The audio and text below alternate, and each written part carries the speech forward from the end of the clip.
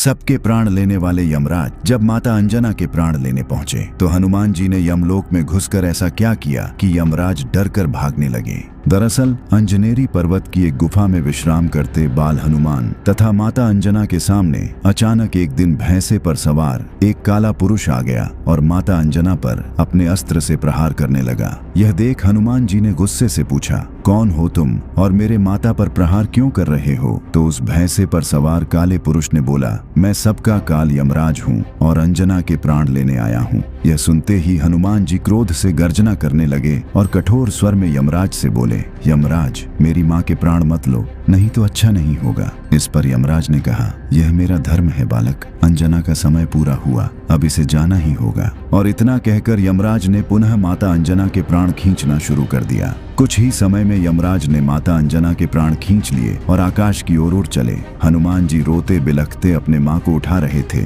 क्या हुआ माँ, उठो माँ, कुछ बोलो। हनुमान जी ने माता अंजना को उठाने का बहुत प्रयास किया पर वो उठती कैसे, वो तो मर चुकी थी। अब हनुमान जी ने क्रोध से गर्जना करना शुरू किया, यमराज मैं आ रहा हूँ, आज या तो मेरी माँ जीवित होगी या इस संसार से काल का अंत होगा। और इतना कहते ही हनुमान जी ने अपना आकार अत्यंत ही विशाल करना शुरू कर दिया। देखते ही देखते वो बालक हनुमान अब साक्षात महाकाल का रूप बन गया। उनकी भुजाएं फरकने लगीं और आंखों से अंगारे बरसने लगे। उनके शरीर का तेज इतना भयानक था कि हजारों सूर्य भी फीके पड़ जाएं। हनुमान जी ने ऐसी भीषण गर्जना की कि ब्रह्मांड कांप उठा और अगले ही पल हनुमान जी ने धरती से ऐसी छलांग लगाई कि आकाश का सीना फट गया। हनुमान जी अत्यंत ही क्रोधित मुद्रा में तीव्र गति से यमलोक की तरफ जा रहे थे। इससे सभी देवता भयभीत होकर इधर उधर छुपने लगे। कोई भी क्रोधित हनुमान जी का सामना नहीं करना चाहता था और कुछ ही देर में हनुमान जी यमलोक के द्वार पर पहुंचकर क्रोध से गर्जना करते हुए यमराज को पुकारने लगे,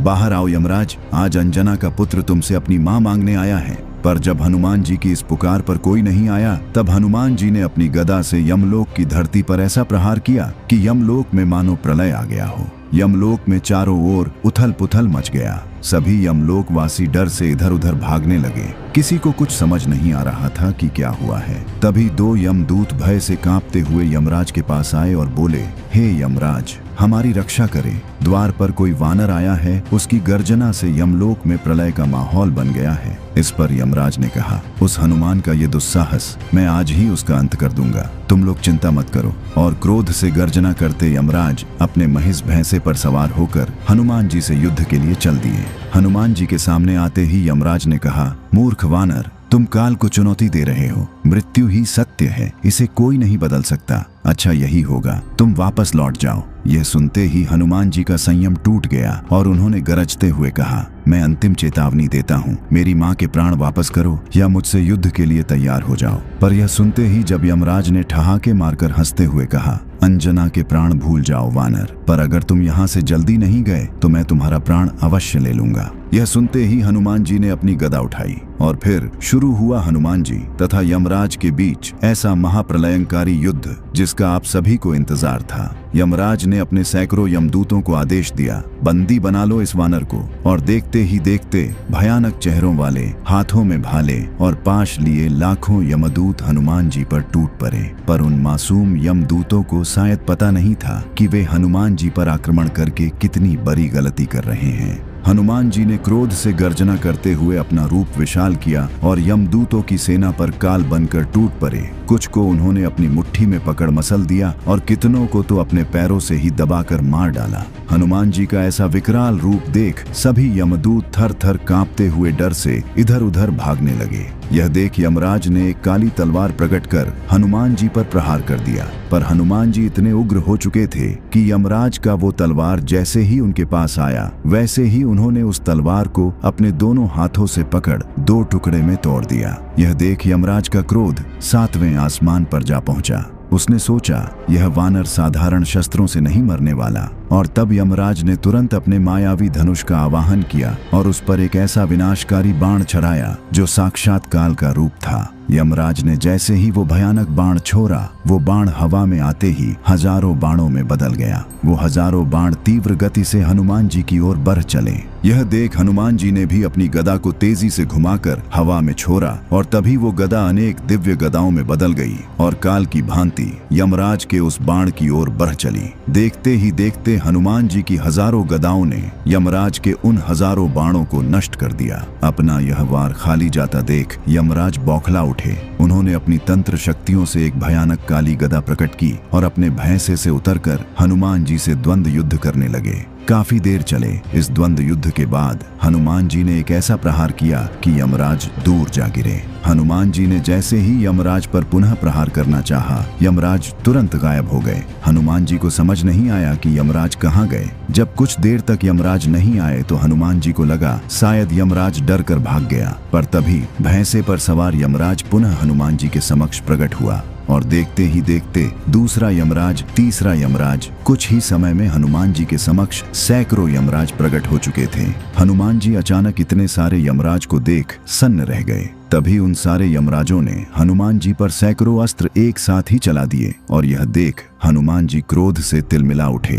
उन्होंने क्रोध से गर्जना करते हुए अपनी गदा को यमलोक की धरती पर ऐसा पटका कि यमलोक की धरती प्रलय की भांति डोलने लगी और इससे यमराज की माया तुरंत ही नष्ट हो गई। और जब यमराज के सारे प्रयास विफल हो गए तब क्रोध में आकर यमराज ने प्रकट किया अपना वो भयानक यमदंड जो किसी के भी प्राण ले सकता था। हनुमान जी ने जैसे ही देखा कि यमराज उन पर यमदंड से प्रहार करने वाले हैं, उनके क्रोध का ठिकाना न रहा। उन्होंने अपना विकराल रूप लेना शुरू किया। उधर यमराज ने अपने यमदंड को घुमाकर हनुमान जी की ओर चला दिया। यमदंड जो काल की चरम शक्ति थी, तेजी से हनुमान जी की ओर बढ़ रहा था। इधर हनुमान जी महाकाल की भांति क्रोध से गर्जना करने लगे और जैसे ही उस भयानक यमदंड ने हनुमान जी को बांधने का प्रयास किया, हनुमान जी ने अपने दोनों हाथों से यमदंड को पकड़कर ऐसा खींचा कि उसके टुकड़े टुकड़े हो गए। इसके बाद महाकाल रूपी हनुमान जी यमराज को खा जाने वाली दृष्टि से देखते हुए यमराज की ओर बढ़े।